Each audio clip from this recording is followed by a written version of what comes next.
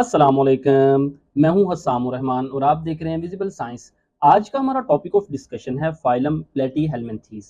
इनके मेंबर्स को हम फ्लैट वर्म भी कहते हैं क्योंकि ये चपटे होते हैं, पत्ते की तरह कॉम्प्रेस्ड होते हैं। ये अनसेगमेंटेड होते हैं, यानी बॉडी में सेगमेंट्स नहीं बने होते। Body dorso ventrally compressed. पहले ये डायरेक्शन समझ लें, डोर्सल किसे कहते हैं, वेंट्रल किसे कहते हैं। फर्ज करें ये जानदार है ना, तो इसका जो ऊपर वाला बैक वाला कमर वाला हिस्सा होता है उसे हम डोर्सल डोर्सल हिस्सा कहते हैं, और जो नीचे बेली वाला हिस्सा होता है उसे हम वेंट्रल पोजीशन कहते हैं, और जो माउथ वाला हिस्सा उसे हम इंटीरियर पार्ट कहते हैं, और जो एनस वाला हिस्सा उसे हम पोस्टेरियर पार्ट कहते हैं। और अगर इसके दरमियान में मैं एक लाइन खींचूं, जिस तरह यहाँ पे दरमियान में लाइन नजर आ रही है, तो इस तरफ राइट साइड और इस तरफ लेफ्ट साइड, इनको हम कहते हैं lateral side, both lateral side. तो डोर्सल ऊपर कमर वाला, वेंट्रल नीचे वाला हिस्सा। तो बॉडी डोर्सो वेंट्रली कंप्रेस्ड, यानी ऊपर और नीचे दोनों तरफ से कंप्रेस होती है, चपटी सी, जिस तरह आपको ये नजर आ रहा है, ये फुट्टा आपको नजर आ रहा है। इसका फायदा ये होता है कि इसके जो जिस्म के सारे सेल्स हैं वो इन्वायरमेंट से बड़े करीब तर आ जाते हैं, डायरेक्ट कांटेक्ट में आ जाते हैं। क्योंकि आगे हम पढ़ेंगे कि ये leg respiratory and circulatory system, इसमें ब्लड सर्कुलेटरी सिस्टम और रेस्पिरेटरी सिस्टम नहीं होता, तो लिहाजा गैसों का तबादला और जिस इन्वायरमेंट से चीज़ें लेना या देना, तो ये डायरेक्ट इन्वायरमेंट से करते हैं। इससे ये कंप्रेस्ड बॉडी इनको ये फ़ायदा देती है।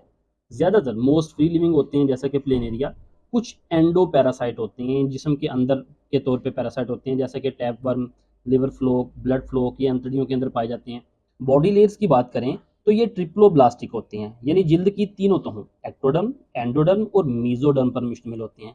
लास्ट में जो हमने फाइलम पोरिफेरा और नाइडेरिया पढ़ा था वो सिंपल थे, उनमें सिर्फ एक्टोडर्म और एंडोडर्म थी।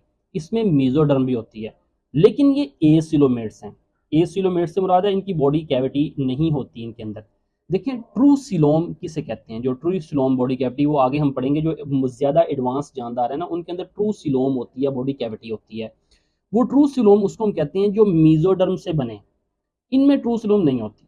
तो इनमें क्या होता है, फर्ज करें ये जानदार की बॉडी है ना, आपको मैं सिंपल सा समझाता हूँ। फर्ज करें ये जानदार की बॉडी है, तो ये दरमियान में ये डाइजेस्टिव सिस्टम है, ठीक है। तो डाइजेस्टिव सिस्टम और बॉडी वॉल के दरमियान में जो स्पेस है ना, वहाँ पे सिलोम बनती है। लेकिन और वो सिलोम मीजोडर्म से बनती है, यानी इस बॉडी लेयर के अंदर की तरफ यहाँ भी मीजोडर्म की लेयर होती है, और ये डाइजेस्टिव सिस्टम के यानी ऑर्गन के ऊपर भी मीजोडर्म की लेयर। तो दरमियान में वो सिलोम बनती है, लेकिन इनमें सिलोम नहीं है। तो इनमें डाइजेस्टिव सिस्टम और बॉडी लेयर के दरमियान जो स्पेस होती है ना, वो खास किस्म के पेरेन्काइमा सेल्स होते हैं, वो फिल करते हैं उस स्पेस को।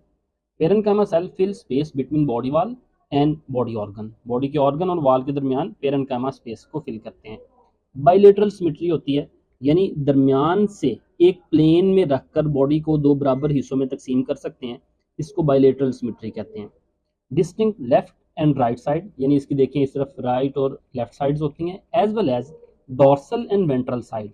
डोर्सल जैसा कि मैंने बताया ऊपर वाला कमर वाला हिस्सा, और वेंट्रल नीचे बैली वाला हिस्सा, दोनों होती हैं। इनमें रेस्पिरेटरी और सर्कुलेटरी सिस्टम नहीं होते। नेक्स्ट बात करते हैं एक्सक्रीटरी सिस्टम की। इसको नहायत तवज्जो से समझिएगा। फ्लैटवर्म के एक्सक्रीटरी सिस्टम ट्यूब्यूलर प्रोटोनेफ्रिडिया पर मुश्तमिल होता है। यहाँ पे आपको ये ट्यूब्स नजर आ रही हैं, इनको हम प्रोटोनेफ्रिडिया कहते हैं। ट्यूब्स हैव ब्रांचेस, यानी इन ट्यूब्स की ब्रांचेस होती हैं, जिस तरह दरख्तों की शाखों की ब्रांचेस नहीं होती हैं। तो यहाँ पे आप देखें ना, तो ये आपको मुख्तलिफ ब्रांचेस नजर आ रही हैं। हम इतने से छोटे से क्रॉस सेक्शन को यहाँ पे बड़ा करके देखें तो आप देखें ये ट्यूब्स की मुख्तलिफ ब्रांचेस हैं। अब वो कह रहा है each branch ends in a bulb like cell, यानी ब्रांच का जो एंड है ना हर एक का, ये बल्ब लाइक सेल में होता है। ये इधर बल्ब लाइक सेल है, कार्ड फ्लेम सेल, उसको फ्लेम सेल कहते हैं। इधर भी देखें branch end bulb like cell, bulb like cell, इनको हम फ्लेम सेल्स कहते हैं। ये फ्लेम सेल आपको नजर आ रहा है। Cilia of flame cell beat to suck. अच्छा, इसको मैं आपको समझाता हूँ। पहले ये जो फंक्शन है ना, इनका फंक्शन आपको मैं समझाता हूँ किस तरह से। फर्ज करें ये आपको जो नजर आ रहा है ना, ये इस तरह से बल्ब लाइक सेल, ये एक सेल है, ये वाला एक सेल है। इस सेल का इधर वाला हिस्सा मैंने उतारा, और यहाँ से आपको मैं सेल दिखा रहा हूँ अंदर को, ये येलो कलर में आपको नजर आ रहा है। इस सेल की वॉल के अंदर ना स्लिट्स होती हैं, यानी बिल्कुल बारीक से सुराख, इस तरह लंबूतरे से ये स्लिट्स हैं, जिस तरह मेरी उंगलियों के दरमियान आपको सुराख नजर आ रहे हैं। यहाँ पे आपको ये स्लिट्स नजर आ रही हैं, ये ब्लू कलर के अंदर ये स्लिट्स हैं, ये सेल स्लिट्स हैं। और सेल के अंदर यहाँ पे सीलिया लगे हुए हैं, यानी यहाँ पे देखिए सीलिया, ये ग्रीन कलर में मैंने सीलिया बनाए हुए हैं, सीलिया नजर आ रहे हैं। अब इन सीलिया की बीटिंग की वजह से, यानी सीलिया इस तरह से मूव करते हैं कि सीलिया की मूवमेंट्स की वजह से जो करंट्स पैदा होते हैं ना, उन करंट्स की वजह से बाहर वाला जो फ्लूइड होता है उसमें से जो उस वो फ्लूइड जोन है वो इन स्लिट्स के जरिए मूव होकर सेल के अंदर आ जाता है, यानी सिलिया की मूवमेंट की वजह से बाहर वाला जो फ्लूइड है वो इन स्लिट्स से मूव करके अंदर आ जाता है। यहाँ पे आपको देखें बाहर से फ्लूइड जोन है वो स्लिट्स से अंदर आ रहा है, किस वजह से? इन सीलिया की बीटिंग की वजह से। तो अब हम पढ़ते हैं इसको, आपको समझ आएगी। सीलिया ऑफ फ्लेम सेल्स, यानी फ्लेम सेल के सीलिया बीट मूव करते हैं टू सक सराउंडिंग फ्लूइड, सक का मतलब खींचना, surrounding fluid into the tubes, tubes के अंदर, यानी बॉडी के अंदर, यानी बॉडी के खला के अंदर जो फ्लूइड है ना उनको ट्यूब्स के अंदर खींचने के लिए सीलिया मूव करते हैं। Tubules filter the waste material and release out of the body, यानी ये ट्यूब्स फिर क्या करती हैं, उस फ्लूइड में से वेस्ट मटेरियल को फिल्टर करती हैं और वेस्ट मटेरियल को जिस्म से बाहर भेजती हैं, यानी यहाँ से वेस्ट मटेरियल फिल्टर होकर इधर आ रहा है, इधर से आ रहा है, इधर से आ रहा है और एक ट्यूब में, और फिर ये ट्यूब नेफ्रेडियो पोर के जरिए थ्रू स्मॉल ओपनिंग कॉल्ड नेफ्रेडियो पोर, ये नेफ्रेडियो पोर के जरिए वेस्ट मटेरियल को जिस्म से बाहर धकेल देती है। और जिस्म में बहुत सारे नेफ्रेडियो पोर होते हैं, यहाँ यहाँ यहाँ यहाँ ये सारे नेफ्रेडियो पोर्स हैं, यानी कुछ ब्रांचेस के नेफ्रेडियो पोर्स होते हैं। तो इस तरह से वेस्ट मटेरियल जिस्म से बाहर निकाला जाता है। नेक्स्ट नर्वस सिस्टम की बात करें तो इनके अंदर नेटवर्क ऑफ न्यूरॉन्स, न्यूरॉन्स का नेटवर्क होता है, ये रेड कलर के अंदर आपको नजर आ रहा है। Cerebral ganglia at the interior and, यानी न्यूरॉन्स का क्लस्टर होता है, बाकायदा ब्रेन नहीं होता बल्कि इंटीरियर एंड यानी हेड वाले हिस्से में न्यूरॉन्स का क्लस्टर होता है, इसे हम सेरिब्रल गैंग्लिया कहते हैं। फर्ज करें यहाँ पे आपको ये साइड पे इस तरफ ये न्यूरॉन्स का क्लस्टर नजर आ रहा है, ये तो आई स्पॉट्स है ना, तो ये न्यूरॉन का क्लस्टर है जिसे हम सेरिब्रल गैंग्लिया कहते हैं। Ganglia attach to the longitudinal nerve cord, ये लॉन्गिट्यूडनल नर्व कॉर्ड हैं, दो आपको पूरी बॉडी में नजर आ रहे हैं नर्व कॉर्ड, गैंग्लिया इनके साथ अटैच होता है।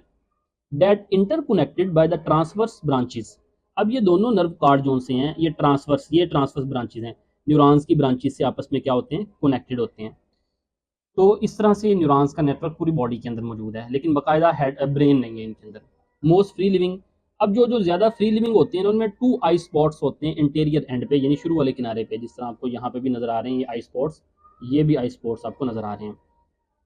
एसेक्सुअल रिप्रोडक्शन की बात करें इनके अंदर, तो एसेक्सुअल रिप्रोडक्शन फिशन के जरिए होती है, उसमें डिवाइड इंटू 2, यानी जिस्म दरमियान से पिचक के 2 में तकसीम हो जाता है और मिसिंग पार्ट्स जो है वो बाद में रीजनरेट हो जाता है। मिसाल के तौर पर ये बॉडी है ना, तो ये दरमियान से पिचक के कट होके 2 में तकसीम हो जाएगी, ये ऊपर वाला हिस्सा नीचे वाला हिस्सा, ऊपर वाला हिस्सा अलहदा से अपना नीचे हिस्सा मुकम्मल कर लेगा और नीचे वाला हिस्सा अलहदा से अपना ऊपर वाला हिस्सा मुकम्मल कर लेगा और 2 जानदार बन जाएंगे। और सेक्सुअल रिप्रोड्यूशन जो होती है, यानी जिनमें सेक्सुअल रिप्रोडक्शन होती है, वो हर्मेफ्रोडाइट होते हैं, यानी बाइसेक्सुअल। बाइसेक्सुअल या हर्मेफ्रोडाइट ऐसी बॉडी को कहते हैं जिसमें मेल और फीमेल सेक्स ऑर्गन एक ही बॉडी के अंदर होंगे, यानी इसी के अंदर मेल ऑर्गन और इसी के अंदर फीमेल सेक्स ऑर्गन, स्पर्म और एग यहीं पे बनेंगे, आपस में मिलेंगे और जाइगोट बनेगा और नया जानदार जो सा इसके अंदर एक ही बॉडी के अंदर बन जाएगा। तो इस तरह से सेक्सुअल रिप्रोडक्शन होती है। तो ये था आज का लेक्चर, उम्मीद आपको समझ आई होगी, फीडबैक जरूर दीजिएगा। मिलते हैं नेक्स्ट लेक्चर के साथ। अस्सलाम वालेकुम रहमतुल्लाहि व बरकातहू।